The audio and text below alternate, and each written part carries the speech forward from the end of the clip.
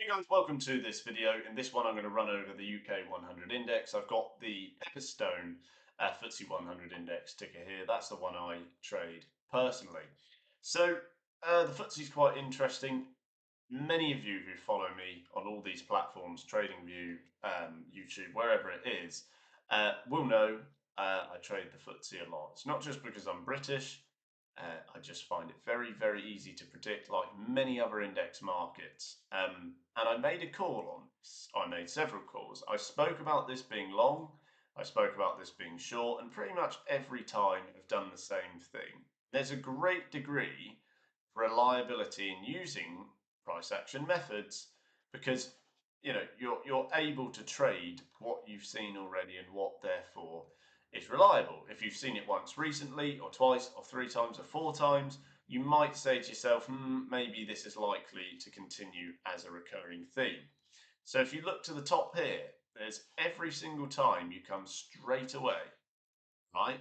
That is what price action is all about, because all of these candle wicks are telling you that is a price where traders are saying, I've had enough of my longs, I want to exit, and thus the market comes down. That's all that pulls the market down. People taking out long orders, they're sick of it, they're tired of it, they've got enough profit on them, and then the market obviously reverses the other way.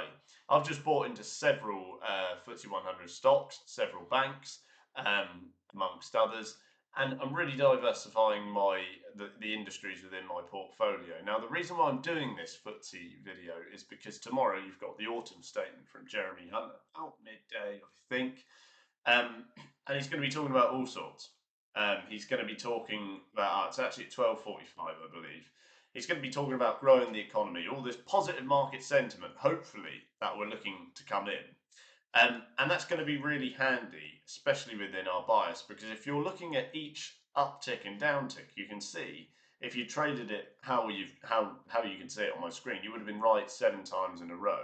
And hopefully you wouldn't be buying at the highs and selling at the lows, because naturally that is going to lose you money over time. You can see that here, and you can see it on any other chart.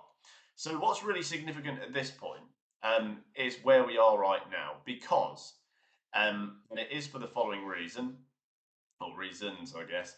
If you look back, you can see, and this is a recurring theme across any asset as well, okay, this teetering around about the midpoint of any price channel. So when you've got markets ranging, okay, as they do naturally, when you've got them ranging sideways, often what you find is in the very middle of all of that comes a little bit of a contentious area, because you don't often come straight down and straight up and straight down and straight up. And you can see several times over again, just like you can see on the drops from the top and the longs from the bottom, you can see a contentious area again. You can see where the market is jittered around and stumbled. So what you're seeing now is exactly the same thing. The market is trying to push up to the upside. Okay, clearly you can see that because it's uptrending via this. But it's struggling slowly, and it's because every time it struggles, all it's doing is just breaking down those minor levels of resistance on the way up. All these levels that exist up here, they cannot be broken all in one if there's no positive market sentiment. If there's no jumping out the water thing saying, wow, it's a great time to buy the FTSE, this is exactly what happens. So I'll just get rid of all of that for now. Just for a simple reason, really. If you look at this, like I said, you can see how it's more or less just trending upwards quite flatly, okay, like this. It's very tight, there's not a lot of movement, and again, it's because there's nothing really to pull it down, and it's tentatively rising based on the minor comments before things like the autumn statement. You already had inflation figures went down to about 4.7%. So, you've got a lot of eyes in the market thinking, wow, okay, well, if inflation's going down, consumers spend more money, businesses grow. And effectively, what they're looking to do is drop tax, hopefully, for people like myself.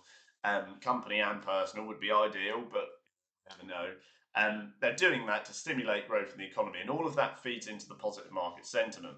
So given you're traveling to the upside as you have like this, and you're having your stall, it doesn't look exactly the same, fair enough, but you are still rallying, as you can see, nonetheless, okay? So coming to this same area has caused a bit of a drop back, but you are seeing now pullback within this slow uptrend to the upside where you have seen previous price action and previous resistance. Okay, and that for me is where I'm looking to exit any longs. I'm still holding longs and gains from down here.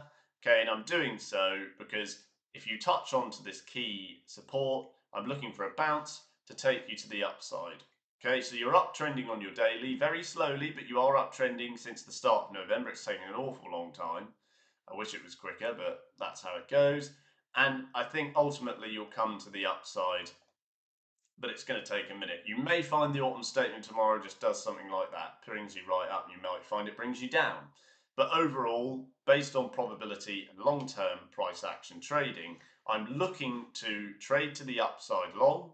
Okay, you can see there's a key 200 MA that you would rise to at that point, which is really significant because obviously your price would be in line with then what would be a high price. And then I'd look to exit my longs and scale into the short side. That's what I did. I filmed it live and publicly. You can see it all over the place. I've done that so many times. I'm just looking to repeat that. I'm going off probability. What has happened before and what am I looking to repeat? So a lot of it is going to come down to the sentiment provided by things like the autumn statement and the global outlook as well, which in the US is a bit tentative, but you do have inflation coming down there too. So my bias, holding long to the upside. Anything lower down here, and I may consider relonging, but I'm going to do it lightly because if it does turn out, and I wouldn't be shocked if this happens, that low growth continues, a lot of fears in the UK economy, and you get down here again, you can only really hit this level so many times. The same way to the upside if the economy explodes. But at any time, I'm looking to attain value, and I'm looking to trade what is repeatable, okay, what is long term, and what shows you clear price action, especially before tomorrow. So thanks for watching. Get my free training underneath this video. Like, share, comment, subscribe. I'll see you in the next one.